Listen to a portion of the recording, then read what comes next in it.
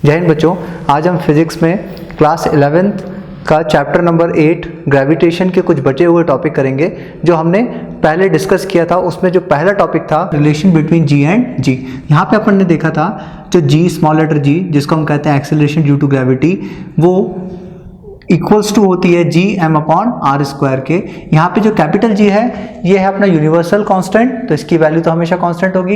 M mass of object जो कि constant होगा। तो यहाँ पे हम बात करते हैं R. Acceleration due to gravity में सबसे बड़ा रोल होता है रेडियस का, मतलब डिस्टेंस का। अगर हम डिस्टेंस को ज़्यादा करेंगे, क्योंकि यहाँ पे आर जो है वो डिनोमिनेटर में है, तो डिस्टेंस को बढ़ाने से हमारे पास जी की वैल्यू कम होगी और इसकी वैल्यू कम करने से इसकी वैल्यू ज़्यादा होगी। लेकिन ऐसा एक्चुअल में पॉसिबल नहीं है, इसलिए अभी हम जी का वेरिएशन देखेंगे आर के साथ। जी किस तरह से आर के साथ वेरी करता है। सबसे पहले हम करते हैं variation in the value of G with height about the surface of earth. जैसा हमने पढ़ा, रेडियस अगर हम बढ़ाएंगे, मतलब अगर हम डिस्टेंस बढ़ाएंगे, तो डिस्टेंस बढ़ाने से हमारी ग्रेविटी की वैल्यू कम होगी। तो इसके लिए हम एक डेरिवेशन करते हैं और डेरिवेशन से फाइंड करते हैं कि इस h हाइट पर यहाँ पर कितनी ग्रेविटी होगी। इसके लिए हमने m ले लिया, मास ऑफ अर्थ, r लिया, रेडियस ऑफ अर्थ, अर्थ की त्रिज्या, g acceleration due to gravity on the surface of earth, मतलब इसके सरफेस पर अगर अपन ग्रेविटी निकालें तो उसकी वैल्यू हमने एज्यूम कर ली जी, और स्मॉल लेटर m अपन ने ऑब्जेक्ट का मास लिया। अब अपन देखते हैं acceleration due to gravity on the surface of earth. इसके लिए हम रिलेशन यूज करते हैं जो अपने लास्ट रिलेशन किया था, by relation between ji and G. So small letter g equals to होता है G M upon R square. यहाँ पर क्योंकि इसकी रेडियस भी कैपिटल आर ही है, इसलिए यहाँ पे हमने इसको आर स्क्वायर कर दिया। इसको करेंगे इक्वेशन फर्स्ट। अब हम बात करते हैं कि अगर हम इसी ऑब्जेक्ट को, जो ऑब्जेक्ट अगर हमने पहले जो एज्यूम किया था सरफेस पर, अगर हम उस ऑब्जेक्ट को h हाइट पर लेके चले आए सरफेस से, तब यहाँ पर वेरिएशन इन ग्रेविटी क्या होगी। हम एज्यूम करते हैं जी डैश वैल्यू है ग्रेविटी की इस हाइट h पर जो अपन लोग सरफेस से मान रहे हैं। अब हम लोग जी डैश की वैल्यू निकालेंगे same relation between ji and g से। यहाँ पर फिर से हम जी और जी का रिलेशन यूज करेंगे जो होगा g dash equals to ji M upon distance का स्क्वायर। अब यहाँ पे आप देखते हैं पहले हमने डिस्टेंस लिया था आर, क्योंकि हमारा ऑब्जेक्ट सरफेस पर रखा हुआ था। अब क्योंकि हमारा ऑब्जेक्ट जो है वो सरफेस से h डिस्टेंस दूरी पर है, तो हम सेंटर से इसका जब डिस्टेंस देखेंगे तो वो होगा h प्लस आर। तो यहाँ पर हम ये वैल्यू को पुट करेंगे तो यहाँ हो जाएगा r प्लस एच का होल स्क्वायर। जब हम r प्लस एच का होल स्क्वायर करेंगे तो इसको कर देंगे इक्वेशन सेकंड। अब इसके बाद हम क्या करेंगे, सेकंड इक्वेशन को फर्स्ट इक्वेशन से डिवाइड कर देंगे। सो क्या आ जाएगा, on dividing equation second by first, therefore g dash upon g equals to ji M upon r plus H का whole square divided by g M upon R square. जब इसको हम सॉल्व करेंगे हमारे पास आएगा g dash by g equals to ji M upon R plus H का whole square into जी M upon R square. क्योंकि आर स्क्वायर डिनोमिनेटर का भी डिनोमिनेटर है, इसलिए हम इसको ऊपर भेज देंगे। जी एम से जी एम अपना कैंसिल हो जाएगा। जी डैश अपॉन जी की वैल्यू आएगी R square upon R plus H का होल स्क्वायर। अब देखिए इसको सॉल्व करने के लिए हम क्या करते हैं, जैसा कि हमें मालूम है आर प्लस एच इनमें से कुछ कॉमन नहीं है, तो इनमें से हम चाहते हैं कि आर स्क्वायर को कॉमन निकाल के कैंसिल करें, इसलिए हम आर मल्टीप्लाई एच से करेंगे और इसको आर से डिवाइड करेंगे। तो ये किस तरह हो जाएगा, देखिए g dash upon g R square, ये हो जाएगा आर प्लस यहाँ पे हो जाएगा h upon R into R का होल स्क्वायर। जब हम आर को यहाँ से कॉमन निकालते हैं तो ये हो जाएगा R square upon R square. जब हम आर को कॉमन यहाँ से निकालेंगे तो ये ऑटोमेटिकली स्क्वायर हो जाएगा। आर स्क्वायर ब्रैकेट में 1 प्लस एच अपॉन आर का होल स्क्वायर। यहाँ से हम आर स्क्वायर का आर स्क्वायर कैंसिल कर सकते हैं। तो अपन लोग देखेंगे यहाँ पे जी डैश अपॉन जी की जो अपनी वैल्यू आई वो आई 1 upon 1 plus H upon R का होल स्क्वायर। अब जब हम इस पूरी वैल्यू को ऊपर लेके जाएंगे तो हमारी जो पावर होगी वो इन्वर्स हो जाएगी। तो ऐसा करने पर हमारे पास जो रिजल्ट आएगा वो आएगा 1 plus H upon r to the power -2। अब यहां पर हम बाइनोमियल थ्योरम को यूज करेंगे जो आपने बेसिक क्लासेस में पढ़ा होगा। बाइनोमियल थ्योरम से हम जो अपने पास पावर होती है उस पावर का मल्टीप्लाई हम डायरेक्ट सेकंड टर्म से कर देते हैं अगर अपनी जो सेकंड टर्म है वो बहुत छोटी है, क्योंकि यहाँ पे हम देख रहे हैं एच हाइट अगर आर के कंपैरिजन में छोटी होगी तो हम इसका मल्टीप्लाई डायरेक्ट कर सकते हैं। तो यहाँ पे हो जाएगा ये g dash upon g equals to 1 minus 2h upon R. अब हम यहाँ पे जब g का ट्रांसपोज करेंगे तो g डैश हो जाएगा g dash equals to divide changes into multiplication g 1 minus 2h upon R. अब इसका और भी मल्टीप्लाई अगर हम g का मल्टीप्लाई फिर से करते हैं तो हम यहाँ पे देखेंगे g dash equals to g minus 2gh upon R. यहाँ से हम वेरिएशन इन g निकालेंगे तो वेरिएशन इन g हमारा होगा g डैश को हम यहाँ भेज देंगे और माइनस 2h अपॉन आर को राइट टू लेफ्ट करेंगे तो क्या आएगा 2gh upon R equals to g minus g dash.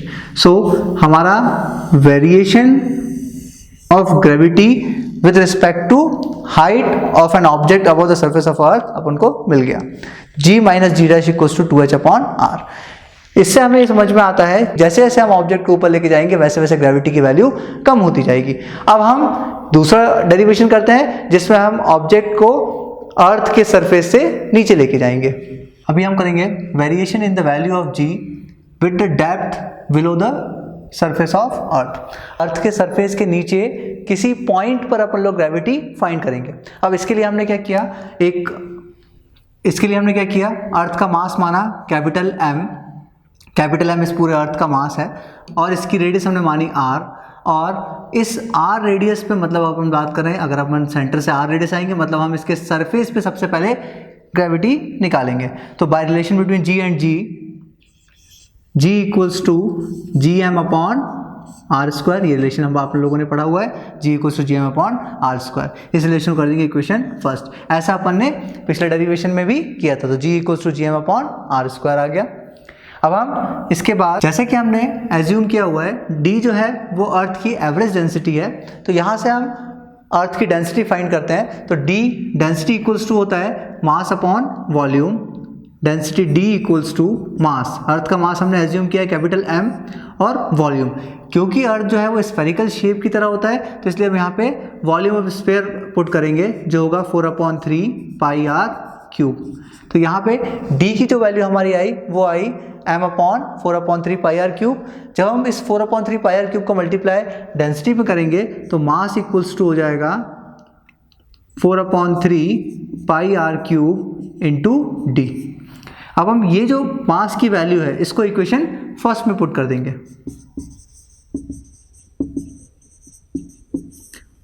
जब हम मास की वैल्यू इक्वेशन फर्स्ट में पुट करेंगे तो होगा g equals to G, m की जगह ये पूरी वैल्यू आ जाएगी 4/3 pi r cube d upon r square. जैसा कि हम देख रहे हैं न्यूमरेटर और डिनोमिनेटर में r कॉमन है, r स्क्वायर से r स्क्वायर कैंसिल हो जाएगा, g इक्वल्स टू अपने पास बचेगा 4/3 pi r g into d।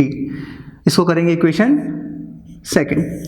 अब हमने ये जो एक्सप्रेशन निकाला ये अर्थ के सरफेस पे निकाला था, अब हम h डेप्थ पर अर्थ की ग्रेविटी कैलकुलेट करेंगे। अब हम निकालेंगे acceleration due to gravity with the depth below the surface of the earth. Let g dash be its gravity,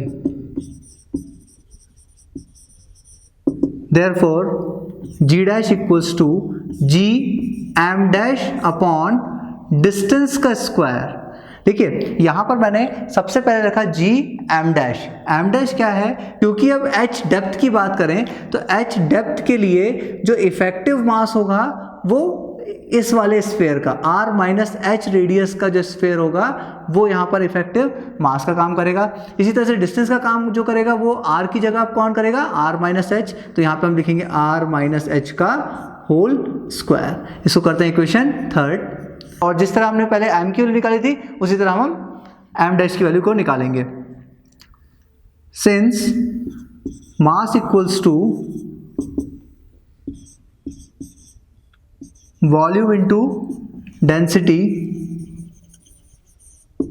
therefore 4/3 pi r minus h का whole cube which is volume of sphere, जो sphere का volume होगा, into density हमने रख दी d। तो यहाँ से m dash की वैल्यू जो अपने पास आएगी वो आएगी 4/3 पाई r माइनस एच का होल क्यूब इनटू d। इस m डैश की वैल्यू को उठा के हम इक्वेशन थर्ड में सब्स्टिट्यूट कर देंगे, और जैसे ही हम इसको थर्ड में पुट करेंगे अपनी वैल्यू आएगी g dash equals to g into 4/3 pi r minus h का whole cube into density upon r minus h का होल स्क्वायर। जब हम r माइनस एच के होल स्क्वायर से, यहाँ पर हम r माइनस एच के होल स्क्वायर से हम इस क्यूब को कैंसिल कर देंगे, तो हमारे पास जो रिमाइंडर बचेगा वो होगा g dash equals to 4/3 pi r minus H g into d, जिसको हम लेंगे इक्वेशन फोर्थ। अब हम इतना करने के बाद इक्वेशन फोर्थ को इक्वेशन सेकंड से डिवाइड करेंगे। इक्वेशन जो इक्वेशन फोर्थ थी वो थी g dash equals to 4/3 pi r minus H g into D, और जो इक्वेशन सेकंड थी वो थी g equals to 4/3 pi r g into D. यहाँ पर आप देख रहे हैं 4/3 पाई न्यूमरेटर में, 4/3 पाई डिनोमिनेटर में, एक दूसरे को कैंसिल कर देंगे। इसी तरह से जी डी और जी डी भी एक दूसरे को कैंसिल कर देंगे, तो यहाँ पर जो वैल्यू बचेगी वो बचेगी g dash upon g equals to r minus H upon r। अब हम जो डिनोमिनेटर है उसको स्प्लिट करते हैं, दोनों टर्म्स पर अलग अलग रखते हैं, तो वो होगा g dash upon g equals to r by r minus H upon r। जब r से r कैंसिल होगा तो हम देखेंगे यहाँ वैल्यू आएगी g dash upon g equals to 1 minus H upon r। जब हम इस g का मल्टीप्लाई लेफ्ट साइड से राइट साइड करते हैं तो हमारे पास जो फाइनली वैल्यू होगी वो g dash equals to g into 1 minus H upon r होगी, जो हो जाएगा हमारा acceleration due to gravity at depth, acceleration due to gravity depth पर। मतलब यहाँ से अब हम वेरिएशन इन g भी निकाल सकते हैं, इस g का मल्टीप्लाई अंदर कर देते हैं, तो g dash equals to g minus G H upon r। जब हम जी एच अपॉन r को ट्रांसपोज करेंगे तो ये हो जाएगा G H upon r equals to g minus ji dash. तो ये variation in gravity due to depth भी हम यहाँ से निकाल सकते हैं। बच्चों, एक बहुत इंपॉर्टेंट क्वेश्चन जो अक्सर एग्जाम में पूछा जाता है, what is the value of gravity at the centre of earth. पृथ्वी के केंद्र पर g का मान कितना होता है, इसके लिए ये प्रश्न आता रहता है। तो हम यहाँ करेंगे रिलेशन यूज करेंगे g dash equals to g 1 minus H upon r, और क्योंकि हमने यहाँ पर डेप्थ की बात कर रहे हैं, क्योंकि हम अर्थ के सेंटर पे जा रहे हैं, तो सरफेस से लेके सेंटर तक की जो डेप्थ होगी वो किसके बराबर होगी, रेडियस के बराबर होगी। तो यहाँ पे h की जगह हम r को सब्स्टिट्यूट कर देंगे। ऐसा करने पर हमें वैल्यू मिलेगी g dash equals to g 1 minus r upon r। r upon r एक दूसरे को कैंसिल कर देगा, रिमाइंडर बचेगा 1। So g dash equals to g 1 minus 1। जब 1 माइनस 1 को कैंसिल करेंगे तो हमारे पास आएगा 0, तो g डैश इक्वल्स टू आया अपने पास 0। तो इससे हम ये समझ सकते हैं, चाहे हम अर्थ के सरफेस से ऊपर की तरफ जाएं या फिर अर्थ के सरफेस से नीचे की तरफ आएं, हमारी ग्रेविटी की वैल्यू डिक्रीज होती है, जो ग्रेजुअली 0 हो जाती है अर्थ के सेंटर पर। बच्चों, हम यहाँ पर फिर से इस ग्राफ की मदद से वेरिएशन देखेंगे ग्रेविटी का। देखिए, जैसे अपन ने देखा अर्थ के सेंटर पे, जैसे अपने लास्ट में टॉपिक किया था, अर्थ के सेंटर पे ग्रेविटी जो थी वो 0 थी, और जैसे जैसे हम अर्थ के सेंटर से अर्थ के सरफेस पर जाते हैं, सरफेस मतलब अपन लोग r रेडियस पर जा रहे हैं, जिस तरह आप यहाँ देख सकते हैं। यहाँ पर अगर हम सेंटर से अर्थ के सरफेस पे जा रहे हैं और अर्थ के सरफेस पे जब पहुँच जाएंगे तो अपने टोटल डिस्टेंस ट्रेवल कितना किया, r किया। तो जब हम r डिस्टेंस पे जाते हैं तो हमारी ग्रेविटी की वैल्यू बढ़ती जाती है और सरफेस में हमें मैक्सिमम वैल्यू मिलती है, जिसको हमने इस रिलेशन से भी समझा है। उसके बाद अगर हम अर्थ के सरफेस से और आगे की तरफ जाते हैं, अर्थ के सरफेस से और आगे की तरफ जाते हैं, मतलब हम अर्थ की सरफेस से कुछ पर्टिकुलर डिस्टेंस ट्रेवल करते हैं, तब हम देखते हैं कि अर्थ की ग्रेविटी कम होना शुरू हो जाती है। और यहाँ पर जो इसका कम होने का जो ग्राफ है वो लीनियर ना होके तो थोड़ा सा कर्व्ड होता है। तो यहाँ से हम समझ सकते हैं कि अर्थ की ग्रेविटी डेप्थ में भी डिक्रीज होती है और हाइट में भी डिक्रीज होती है। डेप्थ में डिक्रीज इसलिए होती है क्योंकि इफेक्टिव मास कम हो जाता है, और हाइट में इसलिए कम होती है क्योंकि ग्रेविटी जो होती है वो इन्वर्सली प्रोपोर्शनल होती है r² के। Variation in the value of g पढ़ने के बाद बच्चों, अब आपने एक छोटा सा ऑब्जर्वेशन देखा होगा, जब हम कोई मैग्नेट रखते हैं और मैग्नेट के पास कोई मैग्नेटिक सब्सटेंस लेके जाते हैं, जैसे कोई नेल लेके जाएं, कोई आयरन के कोई पार्टिकल लेके जाएं, तो हम देखते हैं कि अगर हम उसको टच ना करें, कुछ वो जो मैग्नेटिक सब्सटेंस है उसको हम टच ना भी करें, तब भी हम देखते हैं कि वो जो मैग्नेट होती है उसको अपनी तरफ खींच लेती है। तो ऐसी चीज़ों में हमने सुना हुआ है कि मैग्नेट क्या करती है, अपने आसपास एक फील्ड बना लेती है। जैसे ही कोई ऑब्जेक्ट उस फील्ड के अंदर आता है वो उसको अट्रैक्ट कर लेती है। इसी तरह से होता है चार्जेस में, जब हम कोई चार्ज रखते हैं वो चार्ज अपने आसपास एक फील्ड बना लेता है, और जैसे ही उस फील्ड के अंदर कोई दूसरा चार्ज आता है तो या तो वो उसको रिपल कर देता है या उसको अट्रैक्ट कर देता है। इसी तरह से कोई भी एक बॉडी जो होती है वो अपने मास के कारण आसपास एक ग्रेविटेशनल फील्ड बना देती है जो हमको दिखती नहीं है, लेकिन उस फील्ड के अंदर वो दूसरे ऑब्जेक्टों के ऊपर एक ग्रेविटेशनल पुल लगाना शुरू कर देती है। इसे हम कहते हैं ग्रेविटेशनल फील्ड। तो हम कह सकते हैं The gravitational field is the space around a mass or an assembly of masses over which it can exert gravitational force on it. इसे हम हिंदी में गुरुत्वीय क्षेत्र भी कहते हैं। अब हम इसके बाद निकालेंगे गुरुत्वीय क्षेत्र की तीव्रता, इंटेंसिटी ऑफ ग्रेविटेशनल फील्ड। गुरुत्वीय क्षेत्र के किसी बिंदु पर रखा एकांक द्रव्यमान जितने गुरुत्वीय बल का अनुभव करता है उसे उस बिंदु पर गुरुत्वीय क्षेत्र की तीव्रता कहते हैं। किसी ग्रेविटेशनल फील्ड में किस ऑब्जेक्ट पर कितना ग्रेविटेशनल पुल लगता है यूनिट मास पर, उसे हम इंटेंसिटी ऑफ ग्रेविटेशनल फील्ड कहते हैं। इसे हम I से रिप्रेजेंट करते हैं, जो होगा I = F/m। इसको फोर्स पर यूनिट मास भी कह सकते हैं। अब इसकी बात करते हैं डायमेंशनल फॉर्मूले की और SI यूनिट की। इसकी SI यूनिट होगी न्यूटन पर kg। इसका डायमेंशनल फॉर्मूला होगा mL/T-2/m, देयरफॉर m0L/T-2। बच्चों, अब हम इंटेंसिटी ऑफ ग्रेविटेशनल फील्ड का डेरिवेशन करेंगे।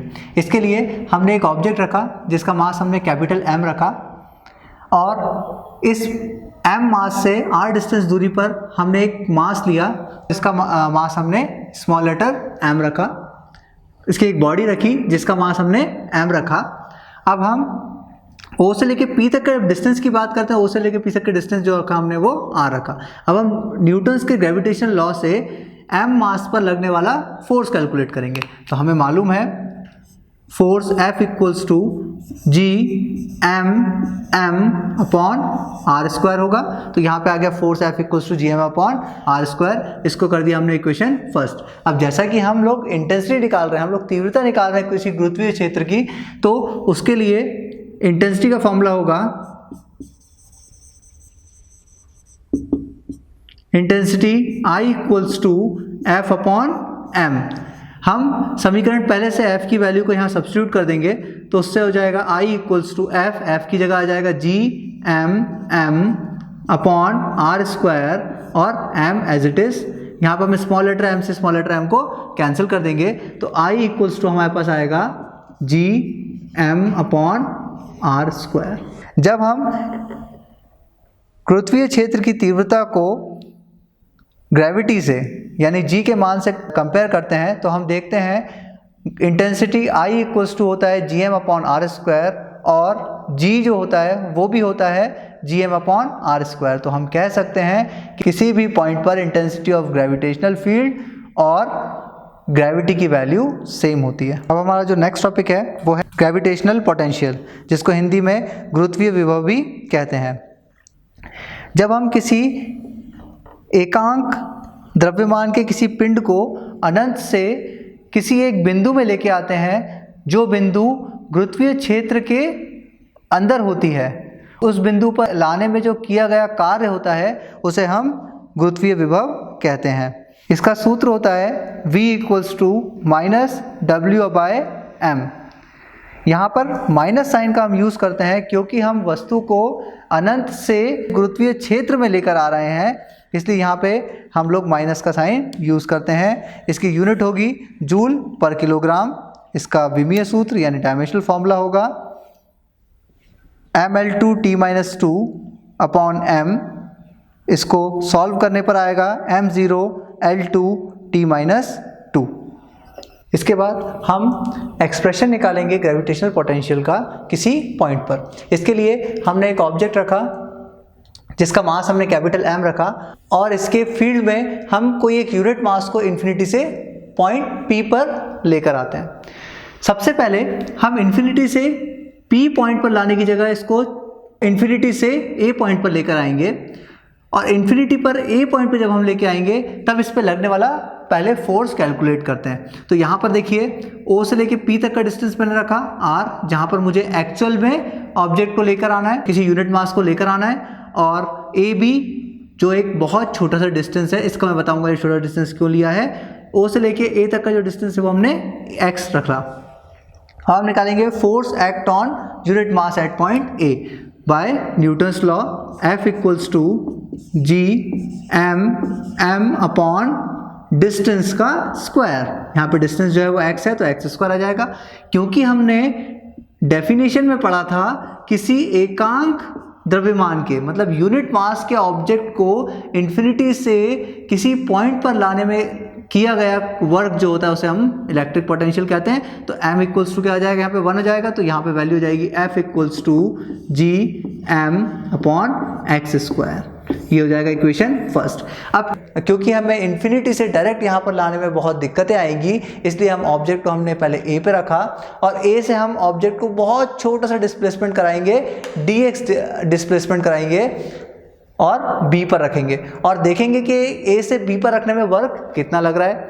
अब अगर हमें इतना सा वर्क मिल जाएगा तो इसको इंटीग्रेट करके हम P तक की वैल्यू को कैलकुलेट कर सकते हैं। अब हम स्मॉल वर्क डन निकालेंगे A से लेके B तक शिफ्ट करने में। स्मॉल वर्क डन को रिप्रेजेंट किया dw से, जो होगा dw equals to f dot dx, मतलब फोर्स इनटू डिस्प्लेसमेंट। यहाँ पे डिस्प्लेसमेंट dx है इसलिए हमने यहाँ पे डिस्प्लेसमेंट dx रख दिया। अब हम इक्वेशन फर्स्ट से f की वैल्यू पुट कर देंगे जो होगी dw equals to gm upon x square into dx। अब ये आया बहुत छोटा सा डिस्प्लेसमेंट dx कराने पर वर्क डन। अब हम टोटल वर्क डन निकालेंगे, इसको करते हैं हम इक्वेशन सेकेंड। अब हम टोटल वर्क डन निकालेंगे इन्फिनिटी से इस पॉइंट P पर लाने में क्या वर्क डन होगा।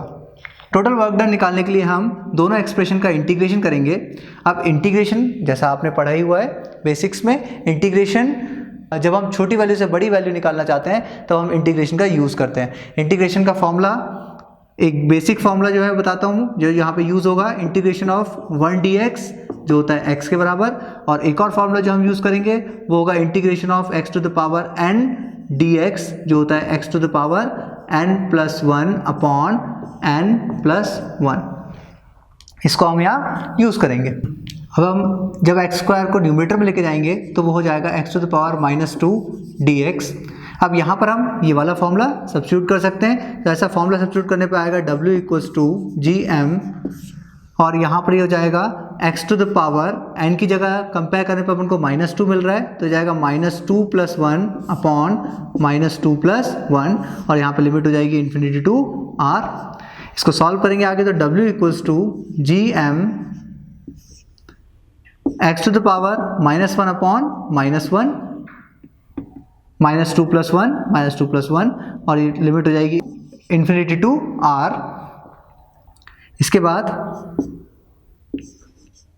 यहाँ से हम माइनस को कॉमन निकालेंगे तो हो जाएगा -gm upon 1/x, x inverse is 1/x, r से इन्फिनिटी। अब हम यहाँ पर x की जगह पहले अपर लिमिट पुट करेंगे फिर माइनस लोअर लिमिट पुट करेंगे। ऐसा करने पर हमें मिलेगा w equals to -gm 1/r जो अपर लिमिट है -1/∞ जो लोअर लिमिट है। अब हमको मालूम है 1/∞ की वैल्यू क्या होती है 0, 1/∞ का 0 सब्स्टिट्यूट कर देंगे तो w की वैल्यू मेरे पास आएगी -gm upon r। Therefore gravitational potential v equals to होगा -gm अपॉन r। अब यह माइनस यहाँ पर क्यों लगता है ये एक क्वेश्चन है। यहाँ पे हम माइनस इसलिए लगाते हैं क्योंकि जो एक्चुअल में जो वर्क कर रही है वो बॉडी का ग्रेविटेशनल फोर्स ऑफ अट्रैक्शन कर रहा है, इसलिए यहाँ पे आ जाएगा -gm/r। अब हमारा जो नेक्स्ट टॉपिक है वो है gravitational potential energy. Gravitational potential energy को इस तरह से समझाया जा सकता है कि अगर हम कोई वस्तु को उसको अनंत से ग्रेविटेशनल में किसी पॉइंट पर लाने में किए गए कार्य को हम ग्रेविटेशनल पोटेंशियल एनर्जी कहते हैं। अब हम इसका व्यंजक ज्ञात करेंगे, मतलब इसका डेरिवेशन करेंगे। ग्रेविटेशनल पोटेंशियल एनर्जी की डेफिनेशन पढ़ने के बाद अब हम इसका एक्सप्रेशन करेंगे। अब हम ग्रेविटेशनल पोटेंशियल एनर्जी का एक्सप्रेशन करेंगे।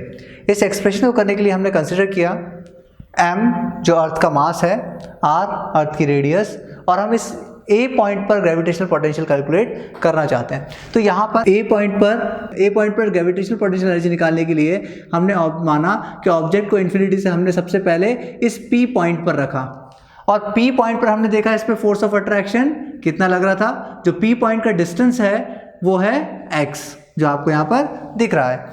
अब हम सबसे पहले निकालेंगे कि इस p पॉइंट पे फोर्स ऑफ अट्रैक्शन क्या है। तो फोर्स ऑफ अट्रैक्शन हम कैलकुलेट करेंगे न्यूटन्स के ग्रेविटेशनल लॉ से, जो होगा F = G(m)m/x²। यहाँ पे स्मॉल लेटर मास जो है वो ऑब्जेक्ट का मास है, और जो कैपिटल लेटर मास है वो अर्थ का मास है। इसको करेंगे इक्वेशन फर्स्ट को निकालने के बाद हम निकालेंगे वर्क डन P से लेके Q तक ऑब्जेक्ट को शिफ्ट करने के लिए या फिर डिस्प्लेस करने के लिए। तो इसको हम निकालेंगे dW = फोर्स इंटू डिस्प्लेसमेंट। यहाँ पे डिस्प्लेसमेंट जो है वो dx है, इसलिए F इंटू dx किया। इक्वेशन फर्स्ट से हम F की वैल्यू को सब्स्टिट्यूट करेंगे, जो होगा G(m)m/x² इंटू dx। आप देख रहे होंगे ये डेरिवेशन कुछ पिछले डेरिवेशन के जैसा ही है ना। dW = G(m)m/x² into dx। अब हम इसको करेंगे इक्वेशन सेकंड। इसको इक्वेशन सेकंड करने के बाद, क्योंकि हम छोटा सा अमाउंट ऑफ वर्क डन निकाल चुके हैं, अब हम total amount of work done निकालेंगे in bringing the mass from infinity to a। तो उसके लिए हम लोग क्या करेंगे, इसका इंटीग्रेशन करेंगे। इंटीग्रेशन करने पर ये हो जाएगा integration of 1dW and integration of G(m)m/x² dx। यहाँ पर क्योंकि हम इन्फिनिटी से r डिस्टेंस पर ऑब्जेक्ट को लेकर आ रहे हैं, इन्फिनिटी से इस पॉइंट a पर लेकर आ रहे हैं जिसकी डिस्टेंस क्या है, r है, तो इन्फिनिटी टू r इसकी लिमिट हो जाएगी, उस पर कोई वर्क डन नहीं होगा। और जब ऑब्जेक्ट पॉइंट a पर आएगा तब उस पर वर्क डन होगा w। अब इसका इंटीग्रेशन करते हैं, वही फॉर्मूला यूज करेंगे जो अभी हमने करे थे। Integration of 1dx is x, और दूसरा फॉर्मूला अपन ने यूज किया था इंटीग्रेशन ऑफ x⁴n dx, जो होगा x⁴n+1/n+1।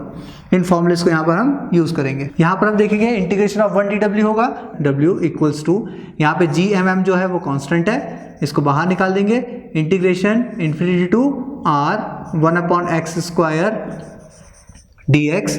यहाँ पे अपन इस इंटीग्रेशन करने के बाद upper limit minus lower limit equals to, मतलब W-0 equals to G(m)m integration infinity to r। यहाँ पर हम इसको वापस डिनोमिनेटर से न्यूमरेटर में लेके जाएंगे, तो ये हो जाएगा x⁻⁻2 dx। अब यहाँ पर फॉर्मूला लगाएंगे हम x⁻n dx, जो होता है x⁻n+1/n+1। तो यहाँ पर सॉल्व करने पर आएगा W - G(m)m, ये हो जाएगा x⁻2+1/-2+1, और यहाँ पर लिमिट्स होंगी इन्फिनिटी टू r। यहाँ पर हम इसको सॉल्व करेंगे। अब सॉल्व करने पर मिलेगा W = G(m)m x⁻⁻1/-1 limits infinity to r। यहाँ पे माइनस को बाहर निकालेंगे तो W = आएगा -G(m)m और 1/x limit infinity to r।